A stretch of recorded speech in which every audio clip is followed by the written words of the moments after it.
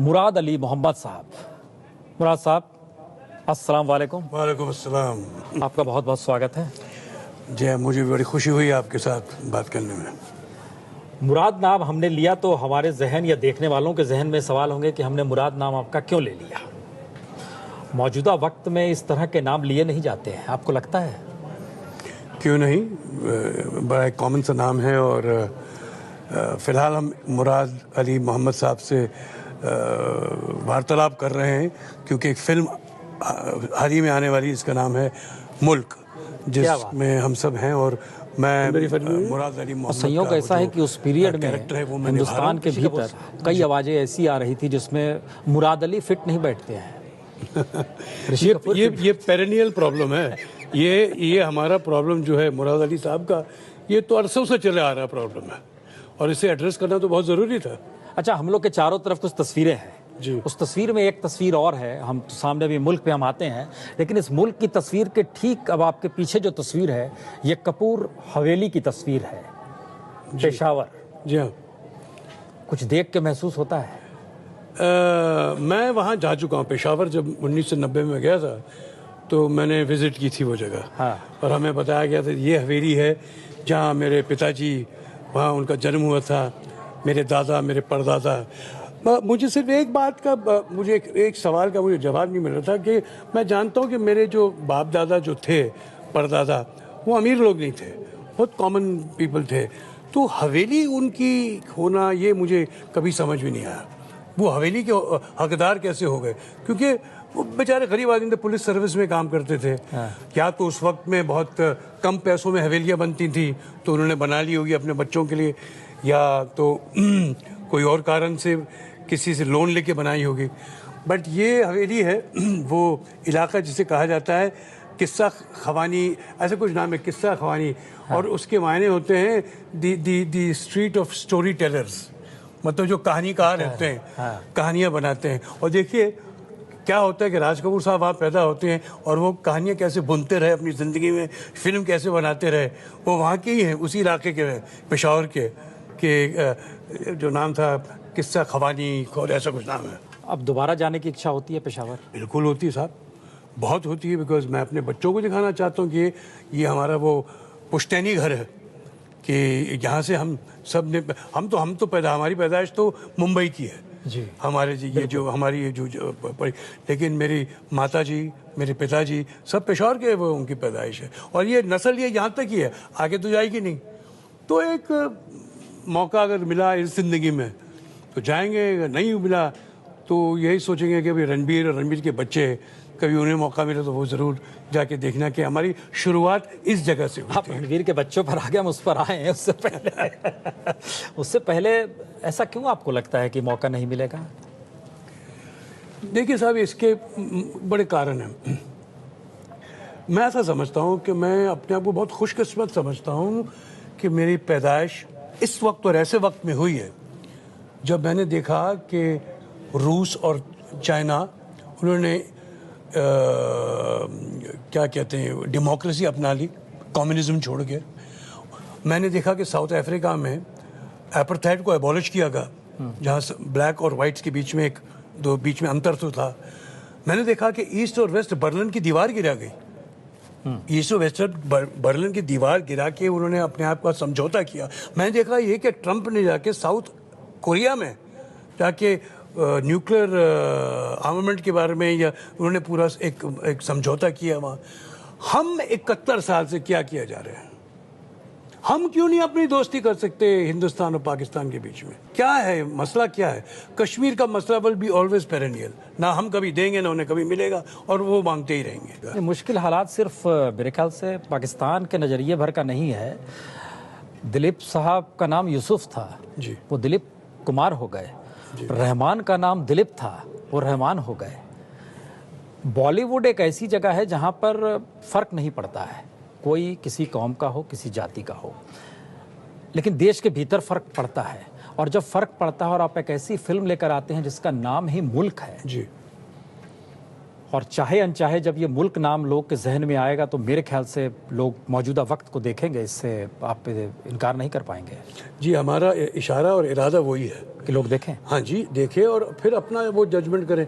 देखिए जी, हमने कोई क्या कहते हैं, जो प्रॉब्लम है उसका कोई हल नहीं दिखाया हमने अपनी पिक्चर में। हमने कहा कि ये मौजूदा हालात हैं हमारे वक्त में और इसे आप स्वीकार करें और इसका न्याय हो कि क्या ज़रूरी है कि अगर किसी ने एक गलती की तो उसकी वजह से वो पूरा ख़ानदान, उनके तमाम जितने लोग, वो सब गलत हैं। जो हिंदू मुस्लिम साथ में रहते हैं, एक इलाके में रहते हैं, अपने आप को पड़ोसी समझते हैं और कहते हैं, रातों रात कैसे उनका बदलाव आ जाता है, लोगों के जहन का बदलाव आ जाता है कि उनकी जो इज्जत बनी हुई थी उनके जहन में, वो सब गायब हो जाती है।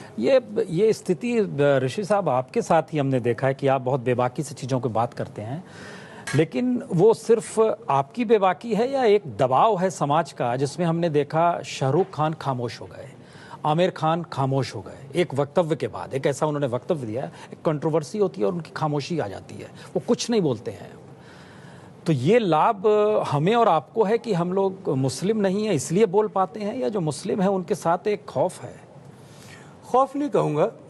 जब आपने कहा अगर खामोशी उनकी हुई तो मैं समझता हूँ कि कभी कभी ये बड़े जो नाम होते हैं वो नहीं चाहते कि हम अपना दबाव डालें इस बात पर, और हम जो समझते हैं कि ये अगर उनके साथ गलत हो रहा है तो उससे थोड़ा तवज्जो दिया जाए कि भाई जो हो रहा है वो नहीं होना चाहिए। मुगल आजम सरी की फिल्म अगर अब बनती तो क्या होता?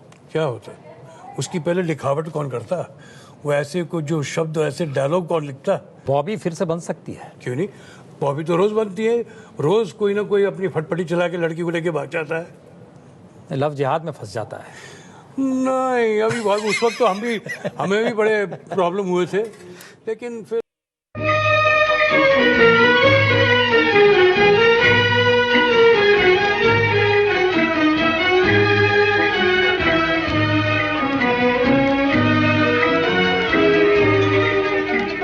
बिछड़े हुए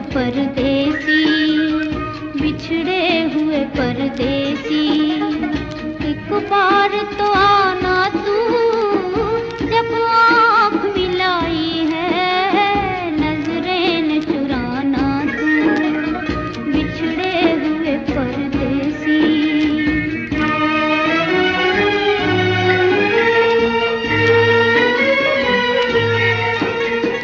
वादे भी किए तूने, खाई थी कसम मेरी, वादे भी किए तूने, खाई थी कसम मेरी, वादों पे ही जीती हूँ, है आस मुझे तेरी, इतनी है अर्ज मेरी, मुझको न भुलाना तू, जब आँख मिलाई है नजरें न चुराना तू, बिछड़े हुए परदेसी।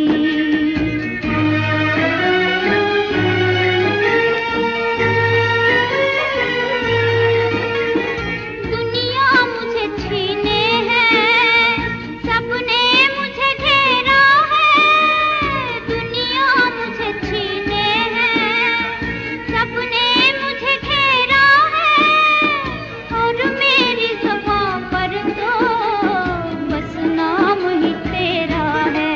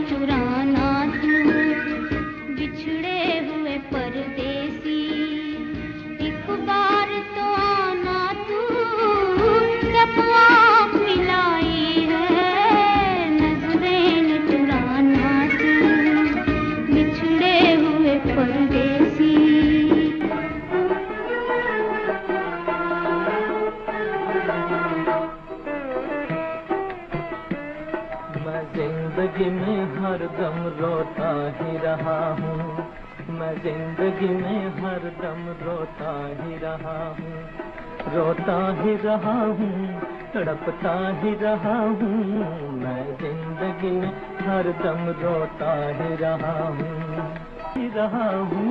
मैं जिंदगी में हरदम रोता ही रहा हूँ, मैं जिंदगी में हरदम रोता ही रहा हूँ।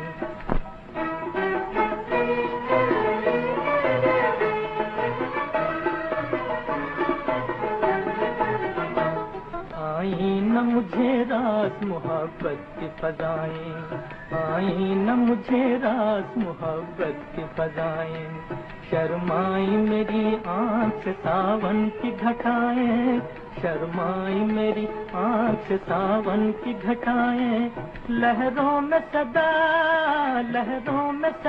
गम की मैं बहता ही रहा हूँ, मैं जिंदगी में हरदम रोता ही रहा हूँ, मैं जिंदगी में हरदम रोता ही रहा हूँ, रोता ही रहा हूँ, तड़पता ही रहा हूँ, मैं जिंदगी में हरदम रोता ही रहा हूँ।